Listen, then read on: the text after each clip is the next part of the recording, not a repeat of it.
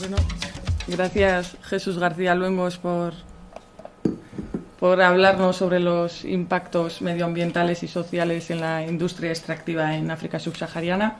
Yo ahora quería añadir 4 líneas curriculares sobre Jesús García Luengos. Y quería decir que es abogado, investigador y consultor, y a través de estas 2 últimas facetas se ha especializado durante los últimos 15 años en África subsahariana, sobre todo en el ámbito de los derechos humanos, sociedad civil y explotación e impactos de los recursos naturales.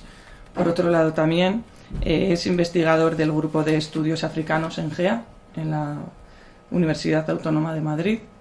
Es también cofundador del Centro de Investigación sobre Seguridad y Gobernanza Transnacional, RESET, y evaluador de proyectos de cooperación internacional para el desarrollo, pues como organizaciones privadas que pueden ser Caritas, Oxfam, Intermon, y entidades públicas, pues AECID o Comisión Europea.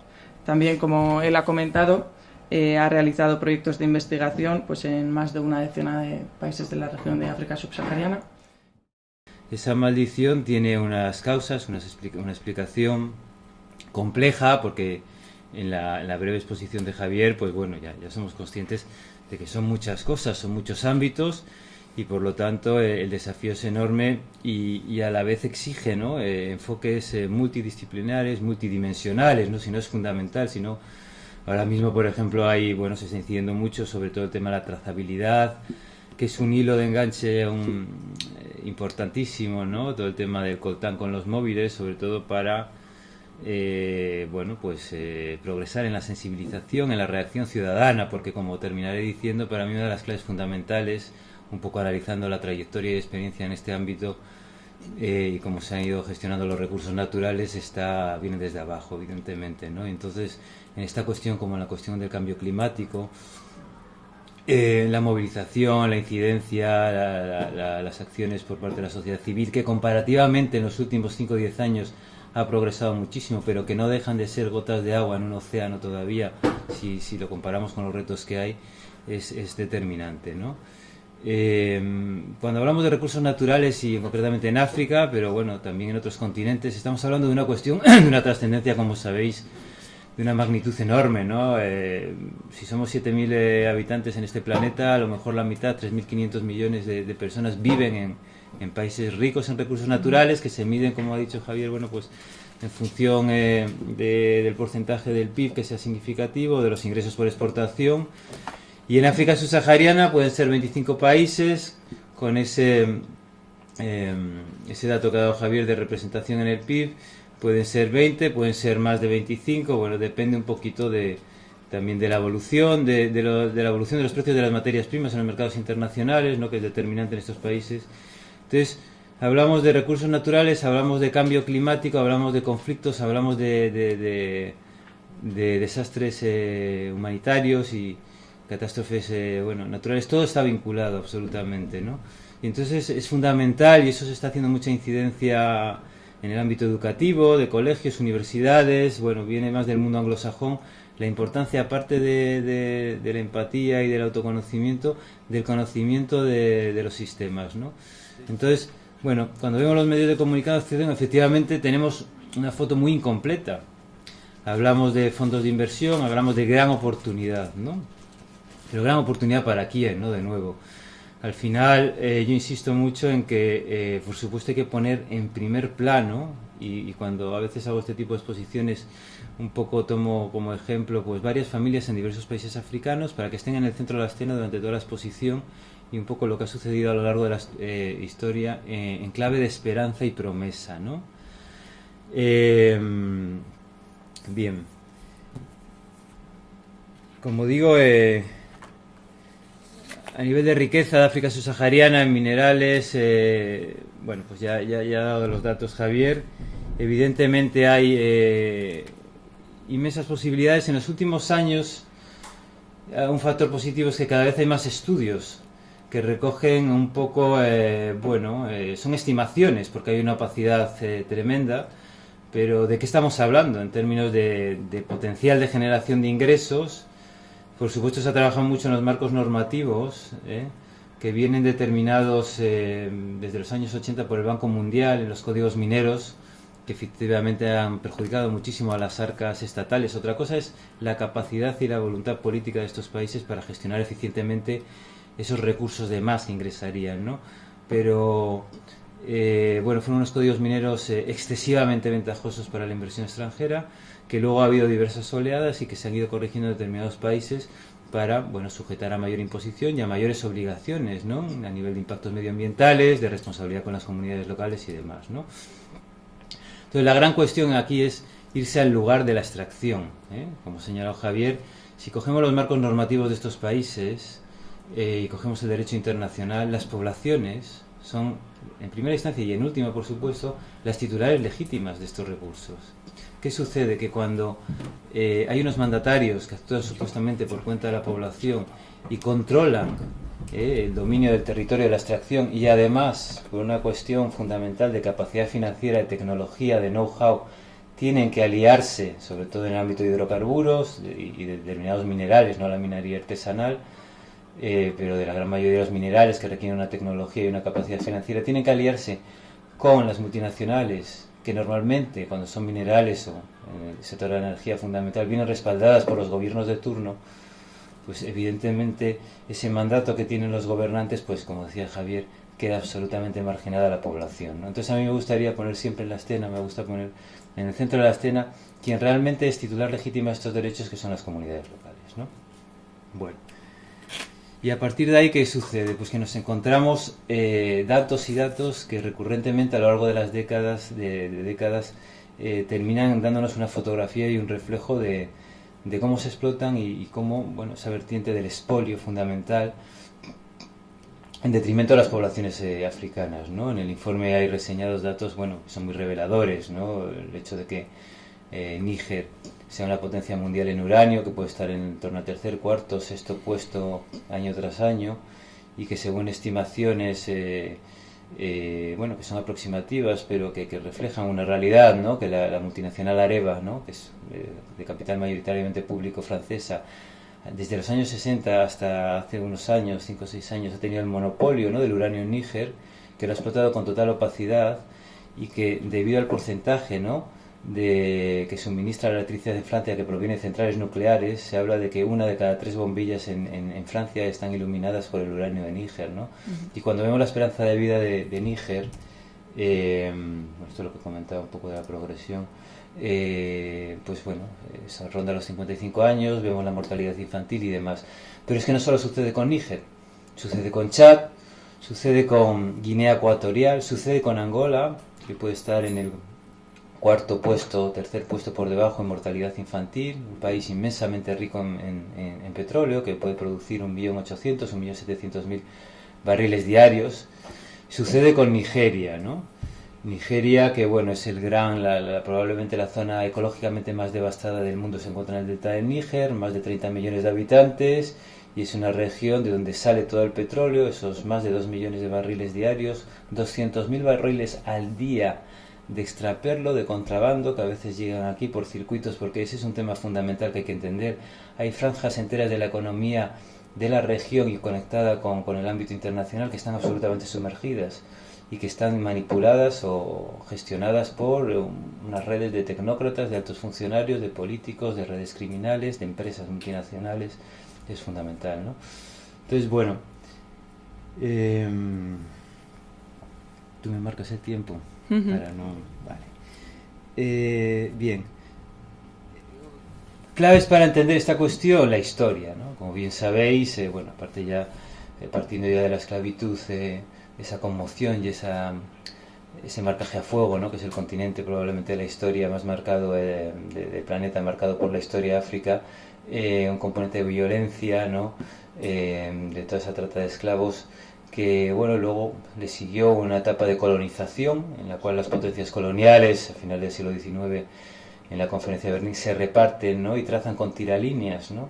Estos estados, y a partir de ahí hay un desarrollo del proyecto colonial basado en las 3 M's, no hay misioneros, con un proyecto de de conversión no religiosa, hay mercaderes y hay militares. Y esos mercaderes, esos militares, ese poder económico y político trazan también una serie de proyectos para explotar los minerales ya durante la etapa de colonización, siglo XX, que a día de hoy se puede ver en muchos territorios africanos, ¿no? Que todavía quedan, o sea, con tiralíneas. El único desarrollo que hubo en la región fue la pequeña infraestructura en la mina, o en el caso del delta de Níger también para extracción de petróleo, la carretera y el puerto para exportar, ¿no? Entonces, esa fue también la dinámica ya desde los tiempos de colonización. Llegó la independencia en los años 60, el año 1960 es clave para muchos países, pero en torno a los años 60 hubo otros países que la adquirieron posteriormente, y llegó de nuevo la promesa y la esperanza. Hubo algunos dirigentes en algunos países que trataron de establecer un control y una estatalización de los recursos naturales. Años 60-70 vienen mal dadas en los mercados internacionales las materias primas, la gestión no es demasiado eficiente, y en los años, estoy resumiendo y muy a grosso modo, pero son líneas generales que son importantes reseñar, en los años ya 80-90 entran las instituciones financieras internacionales con sus planes de ajuste estructural, con políticas de privatización muy perniciosas, de recorte y adelgazamiento del Estado, recorte en sanidad, en educación y demás. Y esa esperanza, digamos, de los años 1960, de la década de los 60, pues se va diluyendo y se va matizando muchísimo. Y luego seguimos, ¿no? Viendo el índice de desarrollo humano y otros indicadores a muchos niveles en la región, y no termina de despuntar. Para que nos hagamos una idea, con todo este tema de la maldición de los recursos naturales, pues después de todo el tiempo que se lleva analizando en la región de África subsahariana, la única excepción, digamos, como único país que ha conseguido de alguna manera, aunque hay muchos puntos que analizar y hay muchas desigualdades, pero de alguna manera trasladar parte de las rentas en beneficio para mejorar las condiciones de vida de la población local, es Botsuana, ¿no? Con los minerales, y bueno, habría que analizar mucho por factores muy concretos y demás, históricos, institucionales, políticos, sociales, ¿no? Es la única excepción. Entonces, claro, algo grave, no, algo gravísimo está pasando, y algo determinante, pero que tiene unas claves explicativas, insisto, ¿no? Entonces, toda esa esperanza, de alguna manera, bueno, pues va evolucionando, se va desbaratando, países que entran en recesión, países que se endeudan clamorosamente, conociendo las instituciones financieras internacionales, el Fondo Monetario Internacional, la gestión, ¿no? Y digamos el régimen de extorsión, represión y criminal de un Mobutu Sese Seko en la República Democrática del Congo, el ex-Zaire, ¿no? En ese momento, y que sabiendo, ¿no? Como que lo que estaba sucediendo y el masivo endeudamiento de este país, siguió prestando dinero, un país, como sabéis, que ha sido calificado por muchos expertos como un escándalo geológico, ¿no? Por toda la riqueza que tiene, no solo de minerales, tiene recursos hídricos, forestales, bueno. Bien, entonces digamos que llega a finales del siglo XX, siglo XXI, y digamos esas poblaciones africanas, esas familias que habían ido, bueno, pues viendo un poquito y cada vez con mayor información, ¿no? Hay un tema importante, que hay una serie de variables que están evolucionando, por supuesto el éxodo rural, las sociedades africanas, quienes vamos por África ya sabemos que son bombas, como dice el francés, a retardement, ¿no? Bueno, de relojería, se van sobrecargando de personas, se van sobrecargando de barrios, con población, bueno, que vive al límite, zonas muy insalubres, muy contaminadas. Yo acabo de estar hace unos meses en 5 países de África Occidental, donde había estado hace 15 años, sobre todo en las ciudades, Mali, Burkina, Togo, Benín, Ghana, y es impresionante, o sea, el deterioro medioambiental también, con un combustible que suele venir de Nigeria, que se vende a pie de carretera, ¿no? En vasijas, y que es muy muy contaminante. Entonces esa calidad de vida pues ha ido deteriorando también las ciudades. Una población joven, pues bueno, depende de las estadísticas, pero un 60%, menos de 24 años, por ejemplo, en los países de la región aproximadamente, desempleada fundamentalmente, pero cada vez con más medios a su alcance para informarse, tecnologías de la comunicación y demás, y que en países, por ejemplo, como Angola, por dar un ejemplo, ¿no? Hubo una oleada, digamos, como pequeñas gotas de lluvia que llegaron a la región, a algunos países, a bastantes, ¿no? Al calor de la primavera árabe en 2011, de los países árabes, pero que luego esa población, bueno, pues es una evolución del hartazgo, ¿no? Y de reclamar, ¿no? Y movilizarse por mejores derechos de vida y cada vez con mayores elementos de información y de juicio sobre estas cuestiones, ¿no? De cómo se esquilman las riquezas por parte de sus gobernantes. Y Angola, que es un país que ha dilapidado, digamos, en beneficio de su élite vía paraísos fiscales, con la hija de Dos Santos, el presidente que lleva 28 años, no sé, 30, en el poder, que es la mujer más rica de África. Ahora mismo, a partir de la caída, digamos, en picado del petróleo en junio de 2014, es un país que ha empezado a recortar a los más pobres, la salud, la educación, el agua y saneamiento de los barrios. Ha dado lugar a protestas, a movilizaciones, y ahora mismo en la calle, en la cárcel hay más de 10 personas, un rapero y otras personas líderes, ¿no?, de la movilización social en el país, y es una ola represiva que se está viendo en otros países, ¿no? Otra constante también, son muchas cosas y bueno, de alguna forma, pero que también es un indicador que no señala nada bueno, es como esos intereses geopolíticos basados en la seguridad energética, basados ahora en el control de seguridad, ¿no?, de la amenaza de terrorismo internacional yihadista, cuando se han celebrado elecciones recientemente en países como Uganda y otros, ¿no?, volvemos otra vez a más de lo mismo, ¿no? En los años 90 Occidente de alguna manera estableció lo que se llamó la condicionalidad democrática de la ayuda, que ha terminado siendo, bueno, pues un paripé y un teatro, dicho con palabras claras y llanas, aunque estamos en el ámbito académico, de una celebración técnica de procesos electorales que avalamos además con observadores, pero que sabemos que en ese proceso, en las comisiones electorales de observación supuestamente independientes, con todo el margen o la represión, ¿no?, realmente que en ese proceso antes de las elecciones se les somete por parte de las instancias del gobierno a la oposición, pues bueno, somos conscientes que de transparentes, de legítimas, tienen muy poco, ¿no? Y así, sucesivamente, digamos, esos procesos electorales, que además son también bombas de relojería cada vez que se celebran, han ido sucediéndose y los gobiernos de turno han ido manteniéndose en el poder, ¿no? Como decía, y para no extenderme mucho, a principios del siglo XXI, sobre todo, nuevo siglo, nueva esperanza, nueva promesa para las poblaciones africanas, porque llega China. Llega China además con un paquete demoledor, ¿no?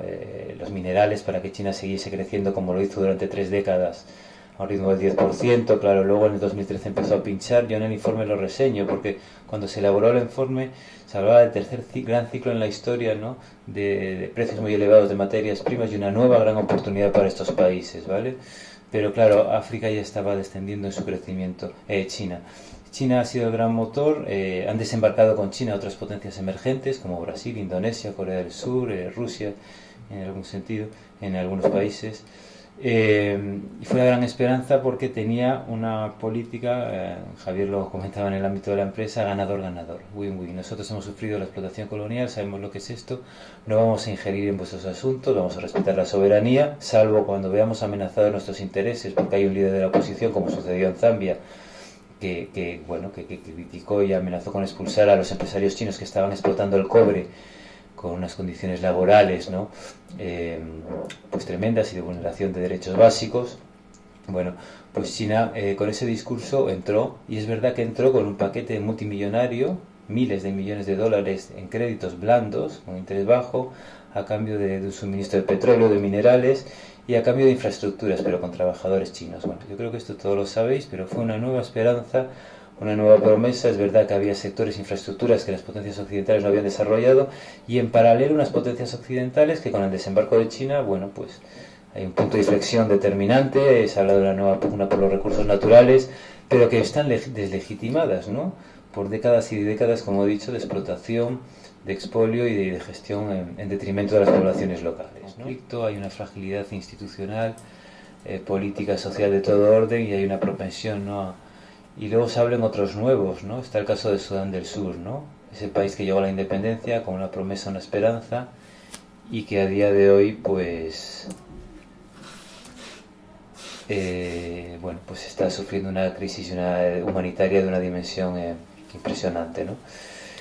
Y un país con petróleo, con 2/3, digamos, de las reservas en territorio de Sudán del Sur, pero con la única salida a través de un oleoducto que pasa por territorio de la actual República de Sudán, con un conflicto todavía latente entre ambos países, y con una, digamos, desde hace 2 años largos, aunque ha habido un acuerdo de paz, una guerra civil, ¿no? Entre los propios sursudaneses, una lucha por el poder pura y dura, pero con el petróleo como telón de fondo financiando, ¿no? La guerra, ¿no? Bien.